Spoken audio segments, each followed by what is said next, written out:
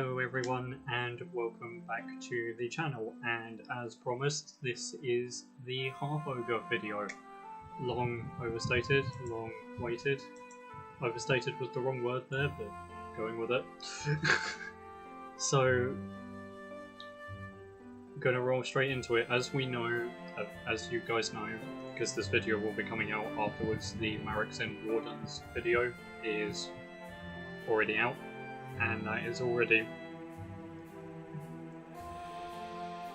a section of it and the beginning of a new series, which means that this one is not going to focus so much on them. It is going to focus more specifically on the general layout of the Half-Ogres, what their alignments are, why it's a bit mixed up, and all the rest of it. So, let us commence.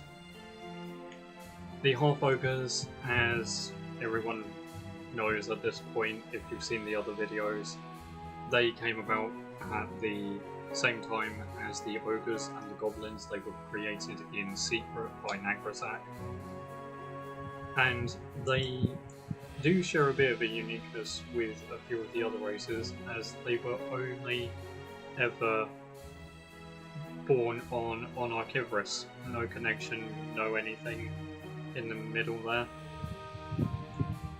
And they were formed into two groups.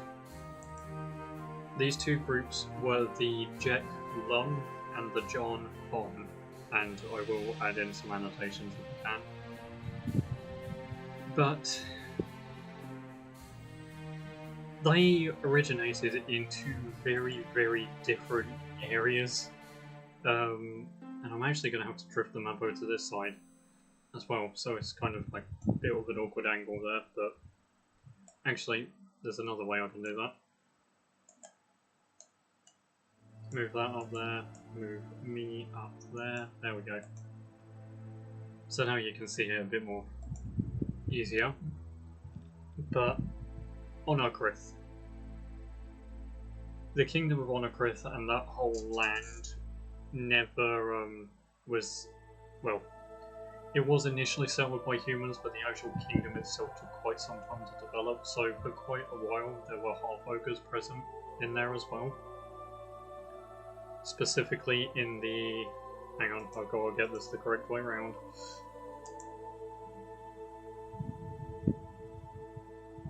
More specifically in the sort of northern quadrant. So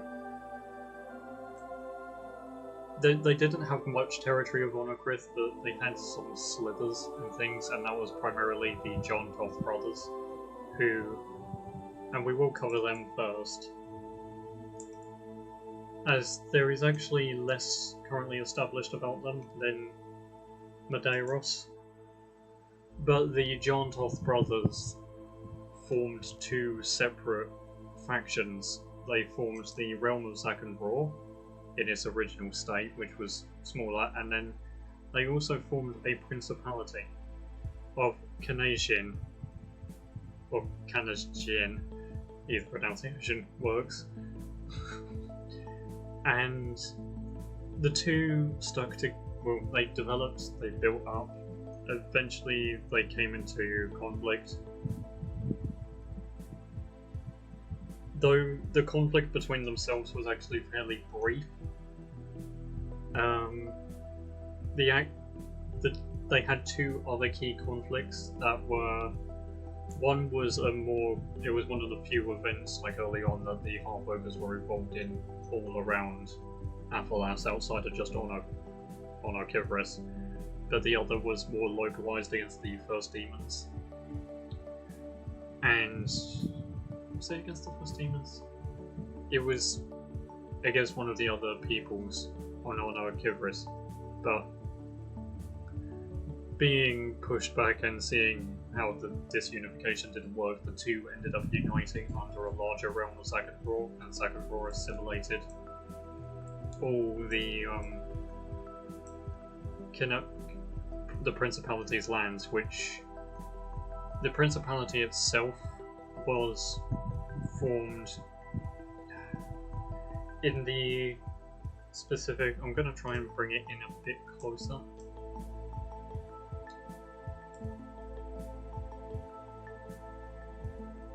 it was around the Marixin kind of area of Zaganror, so anything there up until the island, the little island territory you see in there, that used to be the Principality domain. So it was, unfortunately, also stuck in a position where if it had stayed independent, it would have been, again, like the Marixin Wardens are a go-between between the two Half-Ogre greater powers.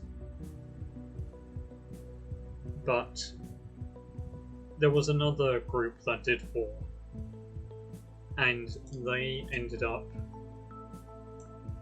being another sort of warden group. And initially, and I will openly admit, initially they were going to be the original name of the Marixin before I changed that, but now I've decided to actually keep them be a separate one, and that is the Wardens of Xin Hin, and they are another protective guardian force that exists out there for Zaganror, and if memory serves me correctly,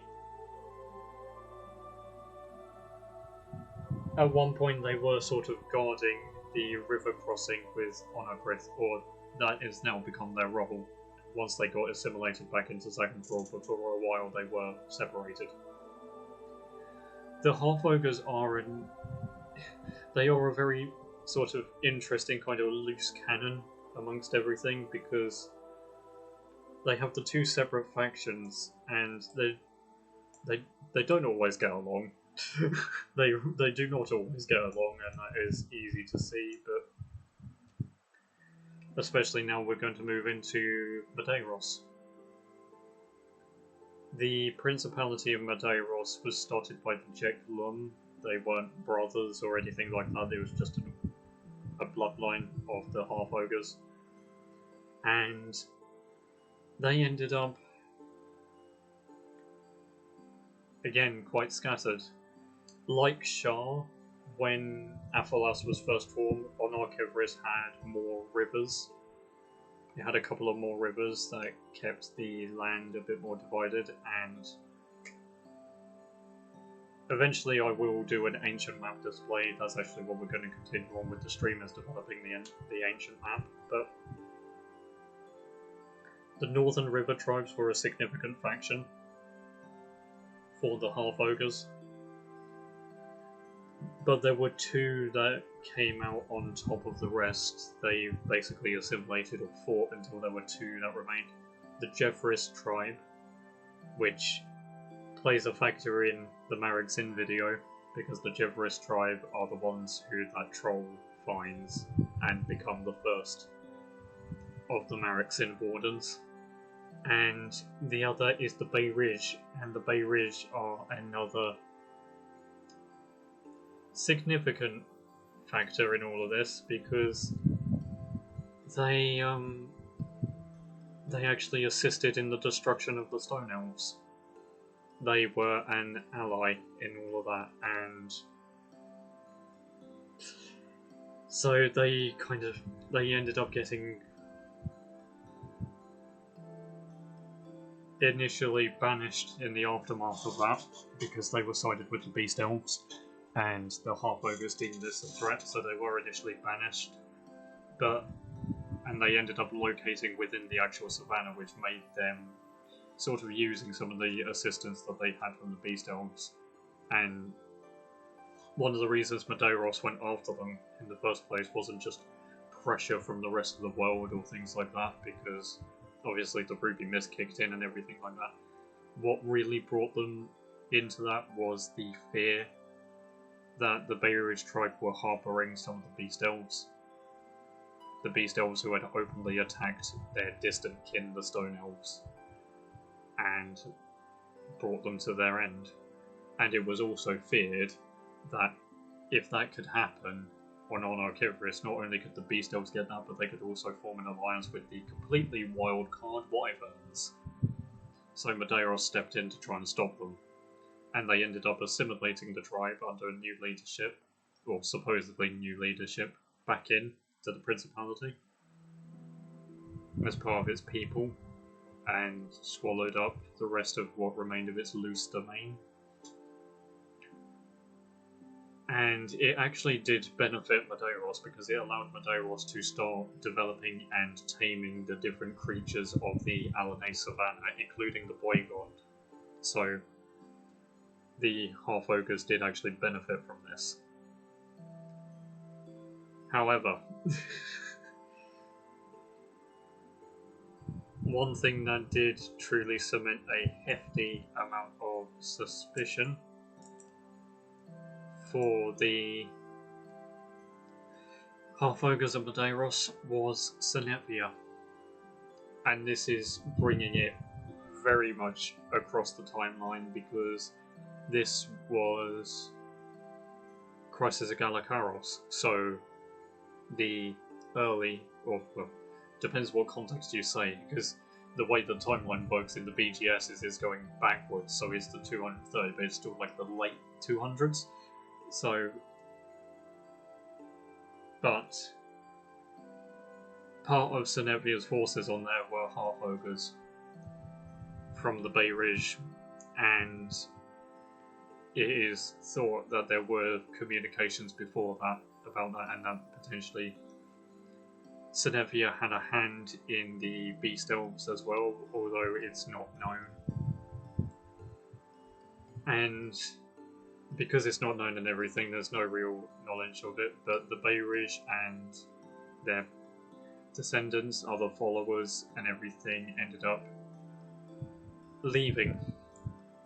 And initially their plan was that they were going to try and overthrow Medeiros, but other forces caught wind of that, and Saganvor was found to be mustering, and both the Ogres of Hedotelic and the Sea Elves who were also present at this point were also preparing. So there was no real way that they could win that without desperate support that wasn't going to show up. So under the assistance of the Goblin Admiral under Senetvia's name, who I have forgotten the name of off the top of my head, the Half-Ogres went over to Galakaros and assisted in becoming part of her legions. And it fractured Medeiros, it hampered them, it damaged them in a lot of cases. And that's not the only case either. Another thing that weakened more Medeiros than Saganvor, making Medeiros essentially like the sick man of Monarch Everest in a lot of ways, is that they also, and it's not fully known how many came across or why, because there were Half-Ogres who were present in the Coalition of the Scribe, and it is noted that there are Half-Ogres who appear in the Tribes of the Steppes, some of them. So, some capacity is some of them joined the Free Riders, and others joined other groups as well, such as aerial sea-based forces and things like that. So, the Half-Ogres kind of shape into a kind of semi-mercenary kind of factor. They've also been tied and associated with other groups like the Sapphire Pirates and all of that. But Medeiros was immensely sort of weakened, and this also sensed opportunity primarily from the First Demons, who tried to push in different assaults, but there was another factor in all of it. And that is, and also not for the first time, the Half-Ogres tried to go after the colony of Hedotelic. They have a very mixed relationship, to say the least. They had already tried before when it came to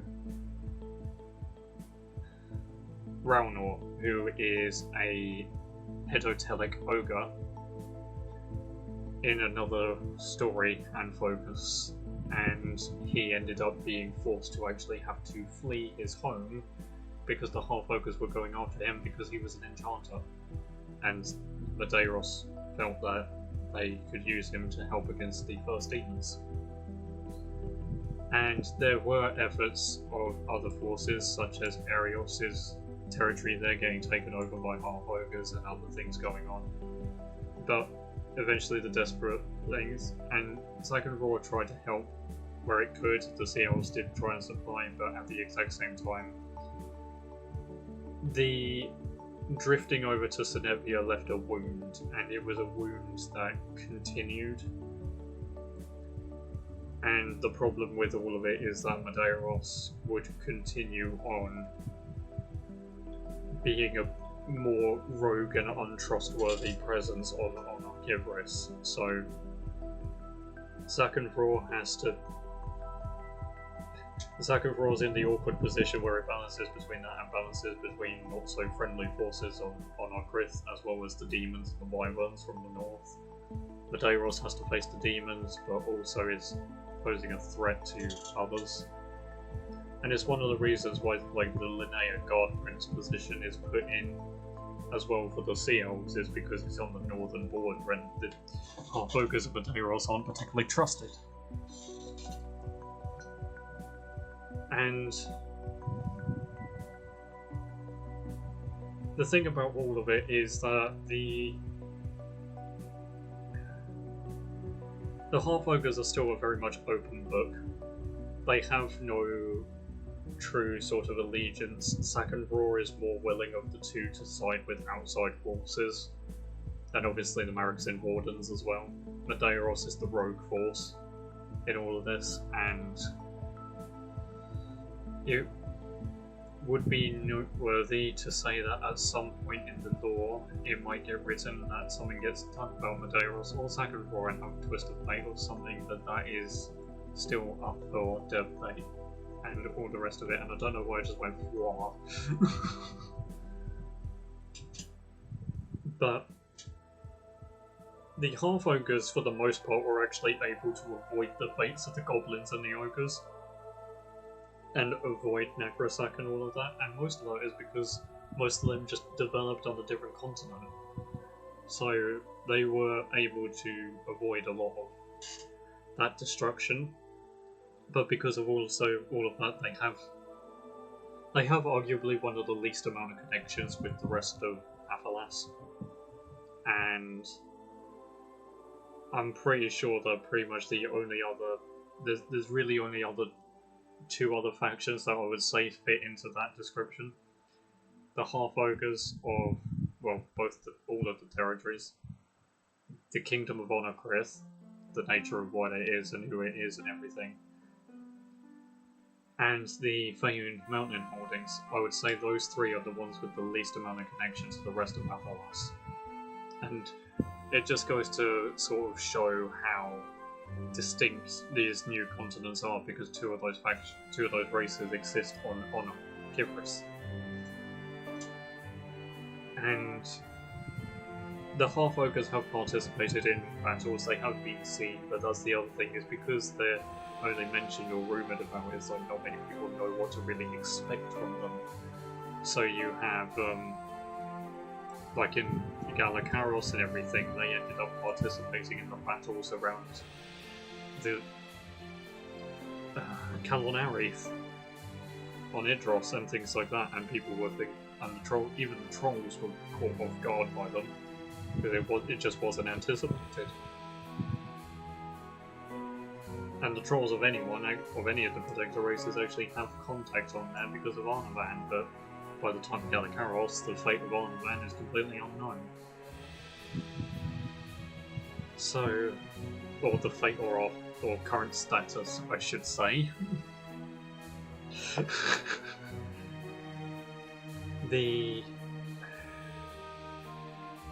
In terms of relationships though, the Half-Ogres, they stand on their own 2 feet is the best way of saying it. Second Roar have okay relationships with others, although their relationship with Onokrith is tumultuous. It can go back and forth at any point, and both sides have been known to steal from the other on multiple occasions. Partly Second Roar agents trying to steal the technology of the Fire Lancers and things like that, which has brought them into conflict multiple times and still does, and everything is sort of kind of like par the course now for them. they have very little contact with the Arnavan trolls, even when they were properly present, because their territories were isolated to the north. Medeiros, on the other hand, has 2 direct contact points of the colony of Hedotelic and the 4 colonies of the Sea Elves. So there can be 2, there can be 6, depending on how much autonomy you want to give the Sea Elf colonies from each other. But that's also where the 2 factions differ quite heavily. Medeiros' style and technology is based around more brawling nature and things. If they get trades, they get something, so they have limited sort of like firearm capability and things like that. But they're also the ones with the direct access to the savannah, so they are the ones with the more variety of bestial assistance, I think the best way of saying it is. And they've also been known to go up north and scavenge for supplies in the old goblin territories as well in the north, so they have some more unique weaponry and things. Which is interesting because they are the ones who deal with the bigger variety of opponents. They face Sea Elves, they face the physically strongest ogres on Aphalas, they face first demons, they occasionally face a wyvern, so, and their own kin as well. But Second Roar is the one that focuses more on technology, firearms and everything, and the main motivator for that is because they are directly underneath the Labyrinth of Beasts. They are directly underneath the territory of the Wyverns, so they are the ones who, aside on Ogres, tend to suffer the wrath of the Wyverns the most, if they so feel like it. But it also allows them to become pretty practiced in maintaining themselves and handling and other factors as well, like being able to stealth and things. But the nature of all of it is that also the further east you go in on Ogres, the less and less like cavalry and mounts and all of that plays factors, because Second Roar is also wetland for at least some of it, so which has spilled over from Ogres, obviously. So they have to deal with more mud and things like that. I was trying to come up with a term, but mud is a good enough term. And they've got more water-based, whereas Medeiros has like no rivers to it or anything. So it is more... it's more mount and animal friendly in some cases. In terms of future designs for them and plans and things like that, there's a lot of different ideas that I've got for all the different factions. I think at some point I need to sit down and just make a note and an idea of all of them, because one of the biggest plans is if I do a follow-up potential trilogy to Aphalas, explaining what happens. It's designed at bringing these other continents back into the fold and things like that. That's at least the skeletal of it. And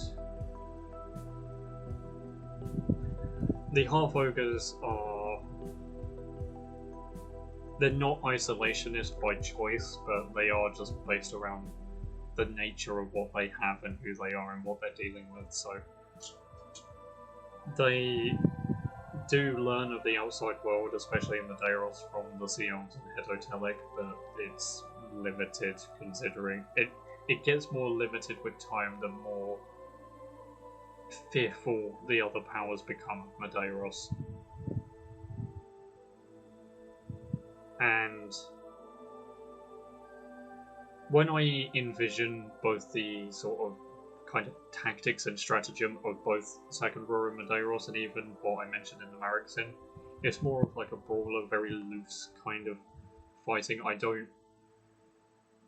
It's unorthodox by what the rest of Aphalas would deem, and almost quite maybe sort of demon-like, where they are very brawl and almost dual focused. They're not so focused on refinement or formations or things like that, because of the nature of who they're fighting. Like, formations may work okay against the first demons or ogres or things, but Like, oh, because the wyverns and formations are not going to do a single thing. So they have to be more scattered, they have to be more precise, more loose and things. So the whole combat style of Ogres is fundamentally different. Because the surroundings and the nature of who they are and who they have to face is different. And there could be a question as to why Nagrasak or Senevia didn't focus more precisely on them. Senevia... Well, Nagrasak had his own agenda and his own focus, and he did try to send forces over, but they were never really heard from again, so that's basically what you can say on that. But Senevia, on the other hand, she had her base of operations in Gallicaros. They were able to set up another one in the ice of northern Arisen. But Medeiros would have painted too much of a target on her plans. It's because of the nature of who it is, this giant principality in name only. It really should be like Princeton or something. But because of the nature of who it is, and the size and the scale of it, Senevia being there would have been alerted to immediately, and all of Aphalas would have mobilized. All the enchanters, everything, to come after and bring the heel down. So, whilst the Bayrish tribe were a notable ally of Senevia for the most part, like her ruined servants that she gets, they weren't really much more than a pawn to just sort of bolster her ranks.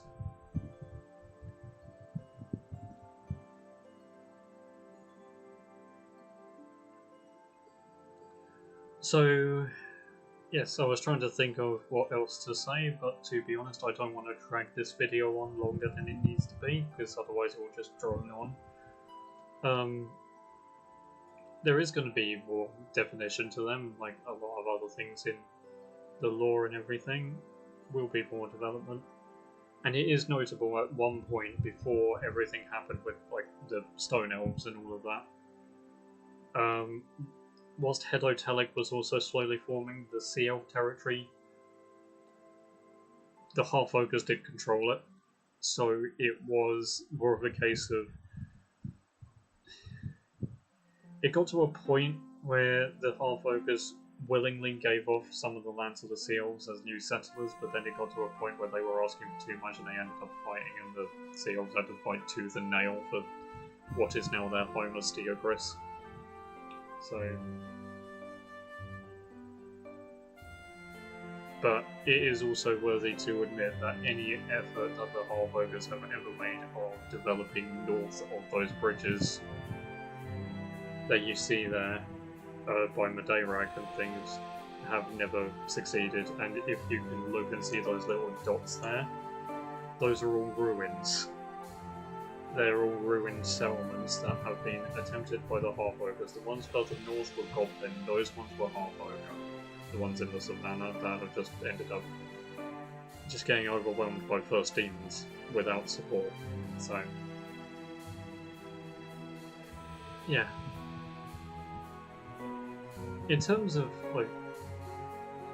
And the problem with the Half-Ogres is they would be a very unique and interesting style in terms of powerhouse and ability if they united. But they don't unite. They do not unite, and there are very notable differences between the two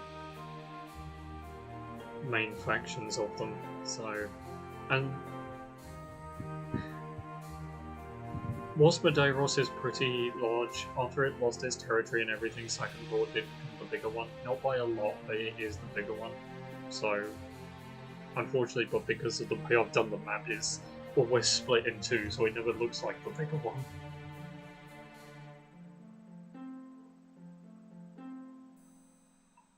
But that is the Half-Ogre video. And that also...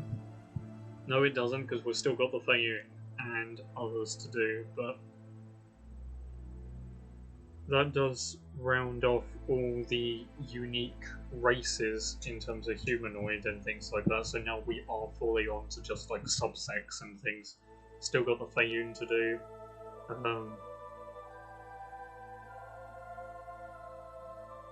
Still got maybe a further development of the Sister Realm. Well, still got the Sapphire Pirates and Tourmaline Pirates.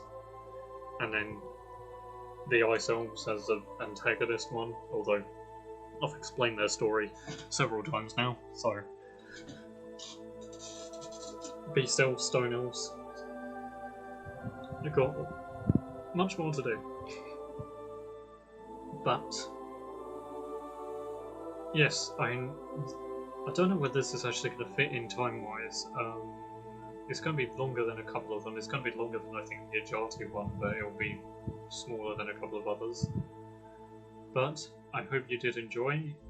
Please do check out the links in the description. Please do check out the Ko-fi if you would like to pick up a book on Aphalas. Once I can get the map properly done and things like that, I want to put up a map product on there as well, like a digital one, so that I can get thrown up as well. But it will be through the different eras and things. But yes, there is one video that I do want to do at some point, which is essentially going to be a kind of side background to that maybe future trilogy plan, which is explaining what was going on Ogres, on the Arachnoides Archipelago on Aracyn during the events of the Defenders of Aphalas trilogy, what was going on these different continents. Because one thing that has just occurred to me, and I will say it has just occurred to me, is the fact that I have not actually... No, I'm not revealing that, that's too big of a sort of revelation, so that one's keeping secret. But please do check out the links in the description, please do follow the socials and all of that jazz, like and subscribe, share with your friends, and until next time, welcome to the Kingdom of Aphalas and the world of Fellow Mind books. Have a very good morning, evening, afternoon, or night whenever you watch this.